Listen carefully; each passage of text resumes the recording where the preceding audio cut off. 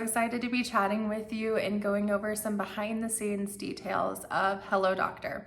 So I posted in my Facebook group, Hosses Hussies, and I said, hey, is there anything that you want to know about how I write the book, how it came to be?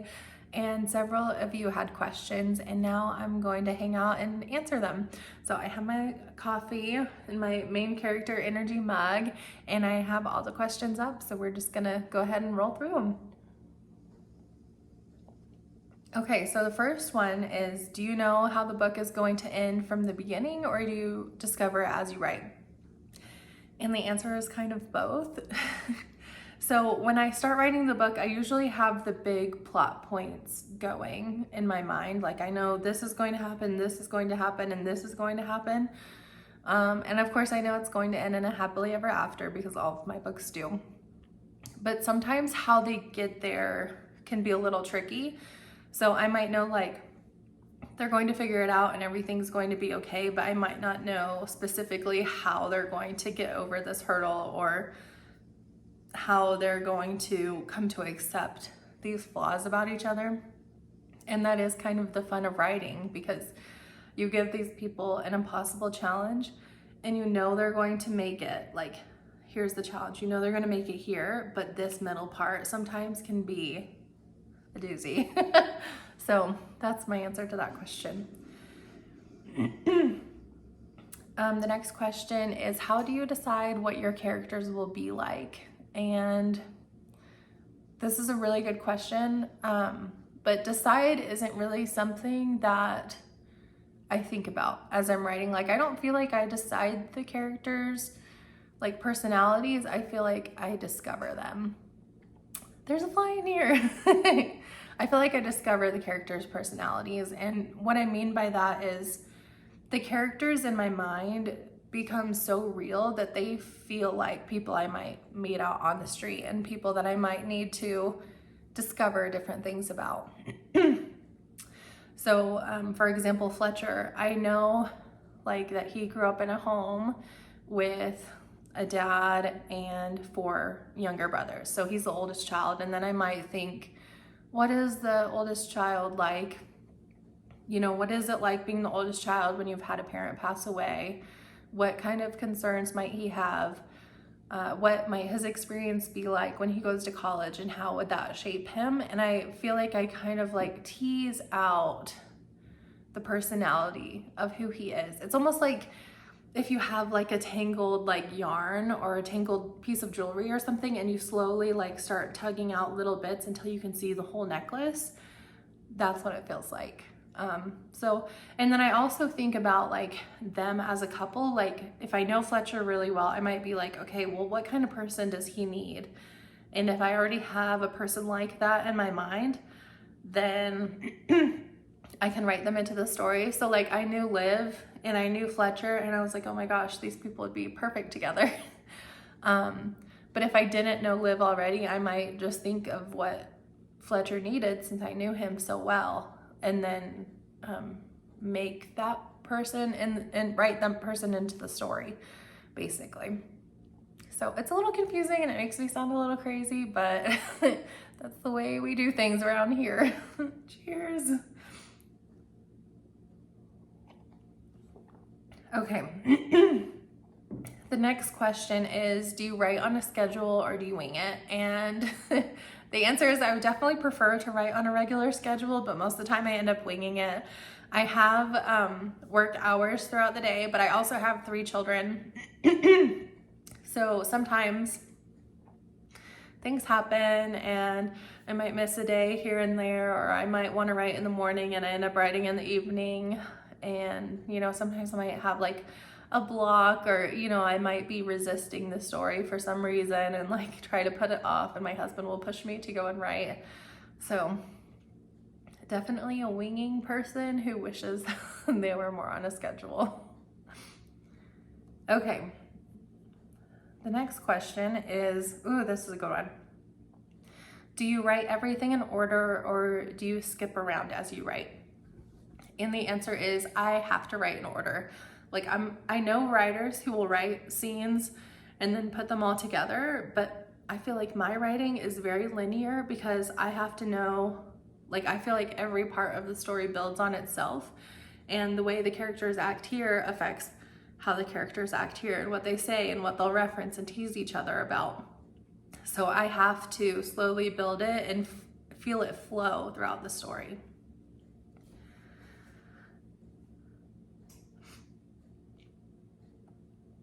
Okay, this is a good question. I kind of touched on it a little bit, but the question is, how did you decide to put Liv and Fletcher together? And I really thought about what each character will need to reach the ultimate version of themselves. And so, for Fletcher, I knew that he would need someone who was very stubborn because he was going to be resisting love throughout the whole story, right? He needed someone who was going to be patient with him, who was steadfast, loving, who could inject a little bit of fun into his life because he was so serious. And for Liv, I know that she really wanted someone who would feel like Cottonwood Falls, their small town, was family. Like, she loved that place and she wanted to go all in on that place and on raising a family. And she also had fears too about fertility because she was experiencing endometriosis and PCOS. And so she had to be with someone too who either already had children or would be okay with not having children at all. And she definitely found that in Fletcher. And then her family is so important to her that she needed someone who her family would love and who would love her family right back. And I think she found that in Fletcher. And she needed a real partner to be able to let her shine, right? And so Fletcher was such a good partner to her with Maya. They had a little rocky start, but whenever Liv said, like, I've got this, you have to trust me, Fletcher was all in to, like, believe in her. And I think that was one of the most beautiful parts of the story, really. So that's kind of how I decided with them. And it's the same way with everyone. So Rhett is the next person in the story. And, you think about Rhett and he's so playful and fun and hot-headed. And so he needs someone who's going to match that energy, but also ground him, right? And so that's going to be a big part in how I decide who his perfect match will be in the series.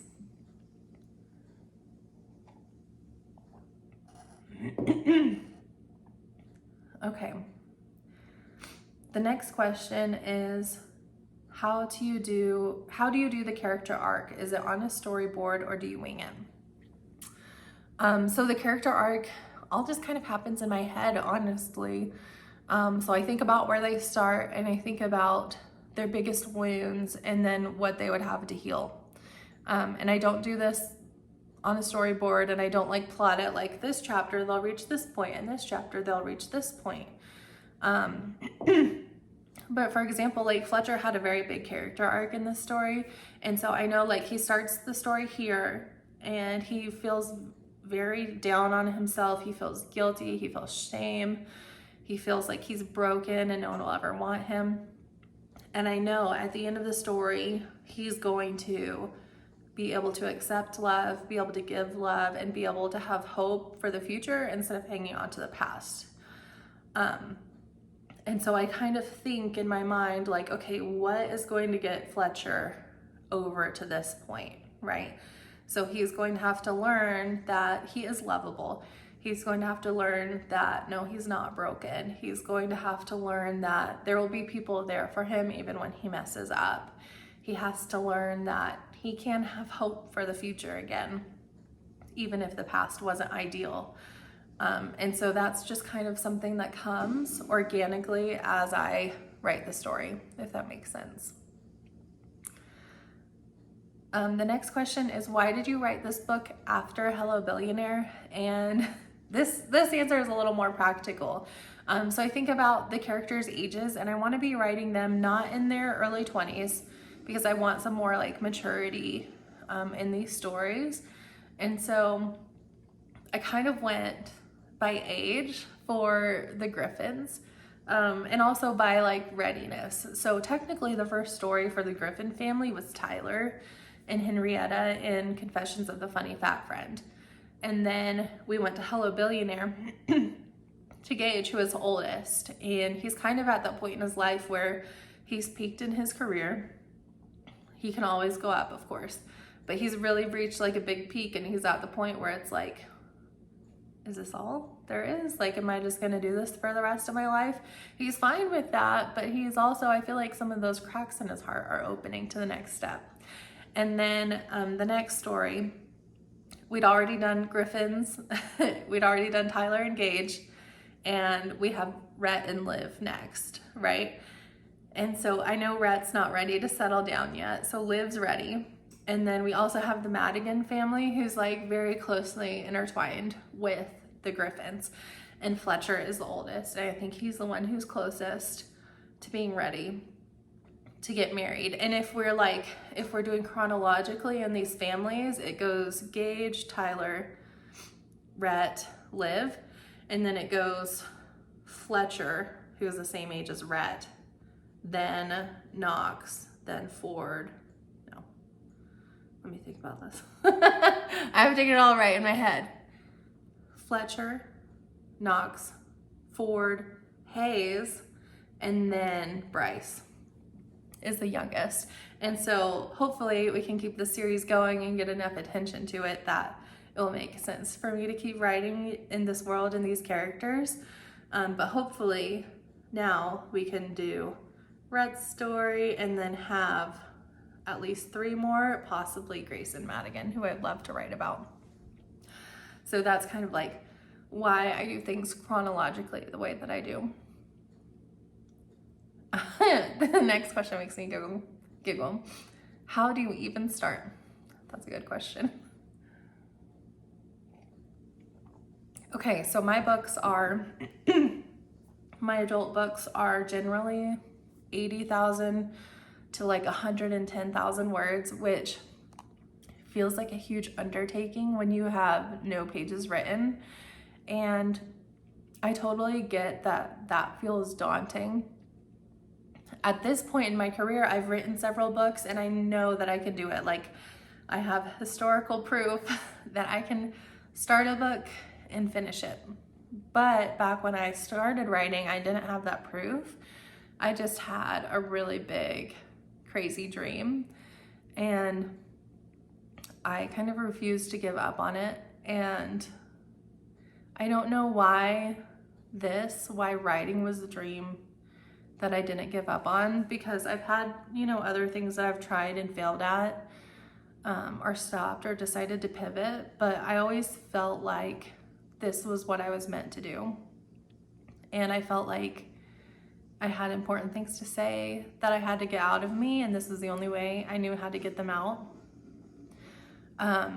But like, very practically, what I do is I make a plan for the whole project. So I know, like, I'm going to have to draft 80,000 words at least. I know that I'm going to have to edit 80,000 words. I know that I'll have to work with an editor and I'll have to edit the feedback that she sends to me. I know that I'll have to find a cover for the book. I know I'll have to format it. I know I have to upload it. And so I write down all of these tasks in this project of publishing a book, and I break them up into really small chunks. So when I'm drafting, I have sticky notes on a board. I have like 100 sticky notes on a board, and I'll have sticky notes that say 1,000 words or however many words I can get done in a writing session. And I'll write 80 sticky notes with 1,000 words, and every time I finish 1,000 words, I take the sticky note and I move it down to the bottom. And that way I can see myself progressing. I can see, oh, I finished 1/80th of this project, like, good for me. I have a sense of completion when I finish that 1,000 words. And I think breaking it up like that and seeing it as like, oh, I don't need to write 80,000 words, I need to write 1,000 words today, is a huge life hack. And it's something that's super motivating, because, if you think about like weight loss or fitness or anything like that, like, if you think, oh, I need to work out 5 days a week for the rest of the year, that seems way more daunting than just like, oh, I need to go work out on Wednesday, right? And so I think if this is something that you want to do, you can totally do it. And I think breaking it down into small chunks, like I write half an hour every day, or I write 15 minutes every day, you can accomplish an awful lot. So believe in yourself, you can do it. Ooh. Okay, this question is 2 parts. What inspired you to write this book? I would say inspiration-wise, I already knew these characters a little bit, and these characters were inspiring to me. But also for like a small town romance, I feel like I really am inspired by the idea of family and a strong family unit and a strong sense of like the family that you choose, and then also the family that you are born with, and like blending those and deciding what part you want each type of family to play in your life.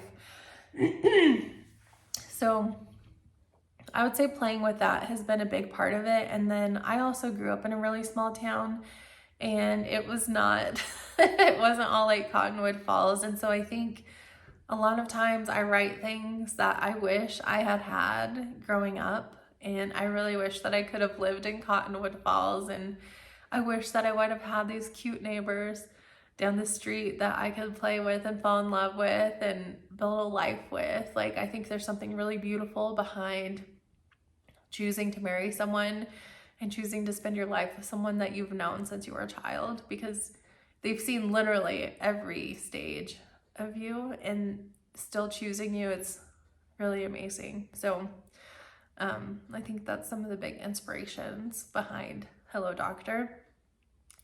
The next question the next question is, how do you come up with the spicy scenes? So I don't know how to do this without being TMI, but you guys are here for the TMI, right? Okay, how do I come up with spicy scenes? So it just kind of depends on what the scene is. I read a lot of romance books, so I kind of like get what people are liking, and I get inspired by that. I also watch a lot of TV shows, like a lot of romances, not like pornographic romances by any means, but like I think the build up a lot of times is better than the spice, if that makes sense. So I think I watch a lot of shows where it's like New Girl, where Nick and Jess like were seasons of like building up to being a couple, and so I think that inspires me there. And then sometimes I think about like the character specifically and like interesting positions they could get themselves into. So like in Hello Billionaire, of course they're going to have an office scene, right? And she has children, so of course they're going to have to do it in the car where her kids aren't, so they can have some privacy. And in Hello Doctor, of course they have to have it in his exam room, and you know, his daughter's going off to school, so wouldn't it be fun to just be able to do it anywhere in the house? So I spent a lot of time thinking about that, and this is kind of funny. I made a TikTok about this, but when I was writing Hello Doctor and I wrote the scene where Maya left for school, and it kind of hits the characters that like, oh hey, we have the house to ourselves. I like walked around my house and I was like, where would be a good place? If you could do it anywhere, where would be a good place for this? So that's kind of my process there. Yeah, I don't know. Hopefully it works. I was so nervous to write spicy scenes, and I get reviews from people who say like, oh, your books are 2 out of 5 chili peppers. And I'm like, what? This feels so like so hot and like so lewd. But 2 out of 5 chili peppers, I will take it. Okay. Who did you picture when writing your male main character? That's a really good question. So this is kind of hard because I don't look at someone and I'm like, oh, that's my main character, usually. Like, it's not like I find an actor and I'm like, oh, that's Fletcher. Or like, pass by someone on the street, I'm like, oh, that's Fletcher. I imagine him or her in my head first. And then if I get lucky, I might see someone and be like, oh my gosh, that's exactly how I imagined them. And it's like a happy surprise. So I know some writers are more visual and they do character like inspiration boards and look at pictures. But for me, it's all imagined in my head. Like I don't look for a picture and be like, oh, I want to write Fletcher like this and describe him like this. It's all in my mind. Oh, this is a good question too. What do you do when you get stuck? So I get stuck sometimes, and I get stuck for different reasons. The main reason that I usually get stuck is an emotional block. So you all know I pour a lot of myself into these stories, and I do cover heavier real life topics, even though they are like generally like feel good books. And so sometimes when I'm writing about these heavier topics, I have an emotional block that's like, Kelsie, don't go there. You don't want to feel sad. You don't want to feel bad. Like you don't want to remember this thing that happened to you in the past. And I especially feel this way around like the breakup scenes. Like I hate writing the breakup scenes. I hate writing the dark moments. I hate the sad parts. If I could, I would just write a whole book of them like having a great time and being in love. But that's not real life. So usually it's an emotional block. And what I'll do with that is I try and just like go all in on it. Like if I can get a hotel and spend a weekend writing through that sad part and just writing as much as I can and getting it out, that's what I'll do. Because I know too, like when I get into that emotional part of the story, it like infects every part of my mood. And so if I'm being like a bitch to my husband, he'll be like, are you writing the dark moment in your story? And I'm like, yes, it's so hard. Or like I'll give him a warning and I'll be like, hey, I got to the sad part. And he'll be like, okay, go write it now, get it over with. But it's so funny how imaginary characters can make you feel so strongly. Other ways that I get blocked might be like I'm in the story and I don't know what's going to happen next, or I know what I want to happen, but it doesn't feel right. And usually that's like an issue with the plot. And so I might go back in the story and start from the beginning and kind of like I was talking earlier, see how the story builds upon itself and flows. And I might be like, oh, I was trying to make it go backwards, or I was trying to make it go this way, but really it needs to go this way. And I can fix the plot and fix that issue. So those are usually the ways that I get stuck. And then another way that I get stuck is just like if I have life going on. So the kids are back in school this week and I miss them and they need a lot of emotional support when they get home. And, I might be like, oh, I'm going to do my emails in the morning and then I'll hang out with the kids in the afternoon. But like, I still haven't written and I'm stuck that way because obviously I'm a full-time writer. I need to make progress. And some of that's just like building discipline and like getting sick of yourself and be like, okay, Kelsie, you have 20 minutes and I want you to write as much as you can, and just like give yourself some tough love and get through it, because you can't edit a blank page. Like that is my motto with writing. If I get it on the page, I know that I can go back and fix it if it's bad. But if I have nothing on the page, I can't fix it. So that's my main ways that I handle being stuck.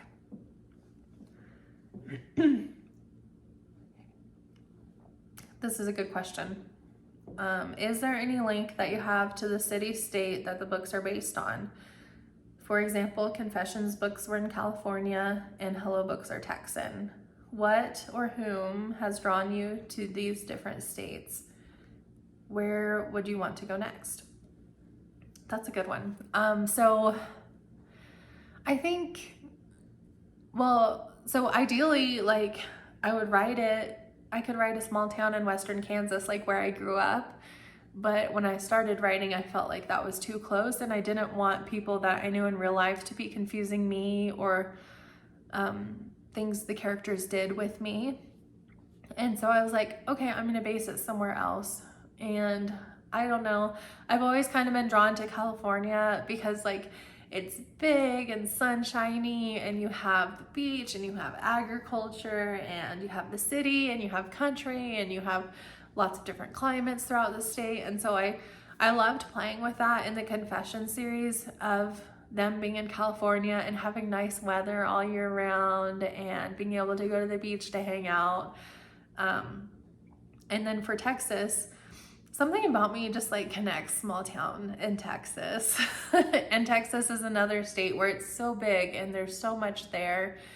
And I feel like I could just picture the small little town in the middle of Texas called Cottonwood Falls that no one knows about. But it's a really magical place.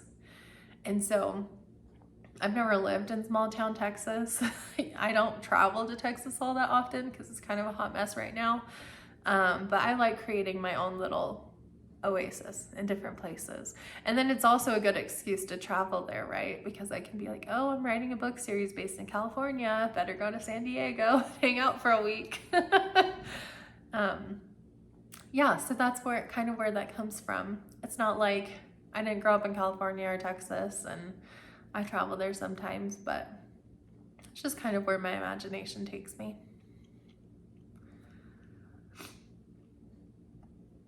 Okay, this is the last question, and it's a really good one. She says, are you thinking only of Hello Doctor when writing it, or are you tying it into future writing or stories? And so I kind of see this all like play out like a TV show in my head. You know how like in a series you might be on one character and then it splits back to another character and it splits to another character? I definitely see my characters more like that, even though I only write one couple at a time. And so I see, like, as I'm writing Hello Doctor, I see Rhett and his story getting bigger and bigger and louder until the end, like, I have to write his book next, if that makes sense. And the characters are so intertwined in my series. I want it to be a small town that feels like Stars Hollow from Gilmore Girls. You know, like everyone wants to visit Stars Hollow more than they even like Rory and Lorelai, I think. And so when I'm writing it, I really do think about the whole town, and I think about potential storylines that might come up later, and I think about how these people act. And I have to be honest, when I was writing Hello Doctor, I was like, oh, I cannot wait to write Hayes's story. Like, I just feel like he is going to be so much fun to write. And I'll be thinking that books before it's time to write their story, because I know before I write Hayes, I at least want to write I know I want to write Rhett and probably Knox before him. So I'm definitely thinking about Hayes and how I can like get him some airtime just because I love him so much. So yeah, I'm so happy that you all submitted your questions. It was super fun, like going back through and reliving Hello Doctor. The next video that I'm going to do, I've been recording myself as I write Hello Heartbreaker, which is Rhett's story. And I'm excited to give you like a behind the scenes of that story in the moments as I was writing it and as I was drafting and editing. Like, I think it's gonna be so much fun. So again, thank you for being here. And if you have any more questions after listening to this, you can go ahead and leave a comment.